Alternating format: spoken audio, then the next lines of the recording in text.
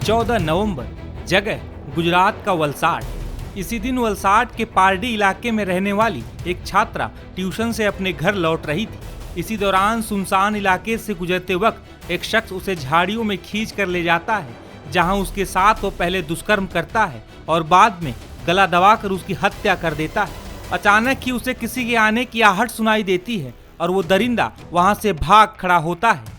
इतना ही नहीं, वो वहशी दरिंदा करीब 2 घंटे बाद दोबारा उसी जगह पर वापस आता है और छात्रा के शव के साथ भी दुष्कर्म करता है। वहीं जब छात्रा काफी देर तक अपने घर नहीं लौटती तो उसके परिजन उसकी तलाश में जुट जाते हैं। पुलिस को सूचना दी जाती है, जिसके बाद पुलिस की टीमें उसकी तलाश में लग जाती हैं।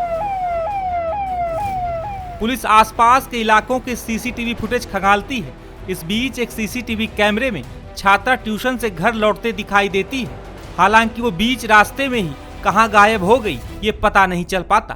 पुलिस इस जांच में और तेजी लाती है और आखिरकार कई घंटों की मशक्कत के बाद 19 साल की उस लड़की का शव वलसाड के मोतीवाला फाटक के पास की झाड़ियों से बरामद होता है। शव की जांच के बाद रेप और गला दबाकर हत्या की बात सामने आती है।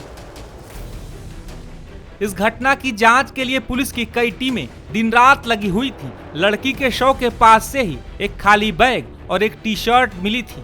इस दौरान करीब 2000 सीसीटीवी कैमरों की जांच की जाती है। एक सीसीटीवी फुटेज में उसी तरह का बैग टांगे और बरामद टी शर्ट से मिलती जुलती टी शर्ट पहने एक शख्स नजर आता है। जांच के दौरान ही पुलिस को यह पता चलता है कि सीसीटीवी में कैद हुआ संदिग्ध शख्स चोरी के मामले में सूरत की जेल में बंद रह चुका है। जब उसी जेल के कुछ कैदियों से पुलिस उस शख्स के बारे में पूछताछ करती है तो पता चलता है कि उस शख्स का नाम राहुल है और वो हरियाणा के रोहतक का रहने वाला है। इस दौरान यह भी सामने आता है कि आरोपी राहुल जाट आपराधिक गतिविधियों में शामिल रहा है और वो ट्रेनों में घूमते हुए वारदातों को अंजाम देता है।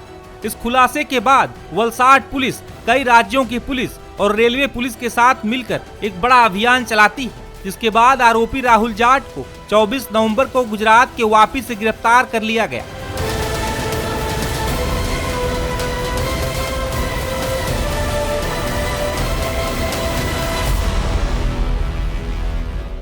पूछताछ के दौरान आरोपी ने छात्रा के साथ रेप और उसकी हत्या की बात तो कबूल ली।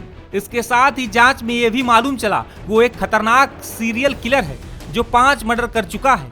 तेलंगाना, महाराष्ट्र, कर्नाटक और पश्चिम बंगाल में उसने हत्याएं की हैं। फिलहाल सीरियल किलर को कोर्ट ने 5 दिसंबर तक पुलिस रिमांड में भेज दिया है। वहीं इस मामले पर वलसाड पुलिस ने भी जानकारी दी है।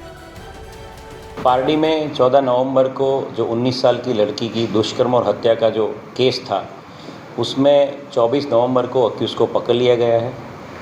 कल उसका अरेस्ट करके कोर्ट में उसके रिमांड की डिमांड की गई थी और अक्यूज़ के 10 दिन के रिमांड 5 दिसंबर 2024 तक के हमको रिमांड मिले हैं। इन्वेस्टिगेशन में आज अक्यूज़ को साथ में रख के जो सीन ऑफ क्राइम था उसका रिकंस्ट्रक्शन पंचनामा किया गया है। सीन ऑफ क्राइम से नज़दीक अक्यूज़ ने जो लड़की जो विक्टिम थी उसका जो फ़ोन का कवर जो फेंक दिया था वो फ़ोन का कवर रिकवर किया गया है। इसके साथ साथ अक्यूज़ की पूछताछ में जहाँ जहाँ से उसने उदवाड़ा रेलवे स्टेशन के आसपास जो भी चीज़ें खरीदी, दूध की थैली, पानी की बोतल, माज़ा की बोतल, सिगरेट, जो भी उसने खरीदा है उस सभी जगहों को आइडेंटिफाई करके उस जगह पे स्टेटमेंट्स और उसके पंचनामा की कार्यवाही चालू है। इस पूरे इन्वेस्टिगेशन की गंभीरता को देखते हुए 2 डिप्टी एसपी और 5 पीआई की एक कमेटी का गठन किया गया है जो इस पूरे इन्वेस्टिगेशन को सुपरवाइज करेगी। इसके साथ साथ कल जो प्रेस नोट में जिक्र किया गया था कि अक्यूज़ ने पुणे से कन्याकुमारी एक्सप्रेस में एक 5वें मर्डर का भी कन्फेशन किया है, उसमें आज एक सफलता मिली है।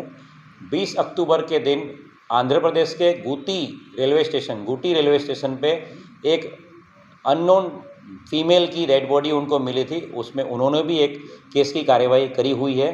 तो 5 विक्टिम हमें ढूंढ निकाले हैं और आगे की कार्यवाही जो करनी है उसके लिए एसआईटी का गठन कर दिया गया है।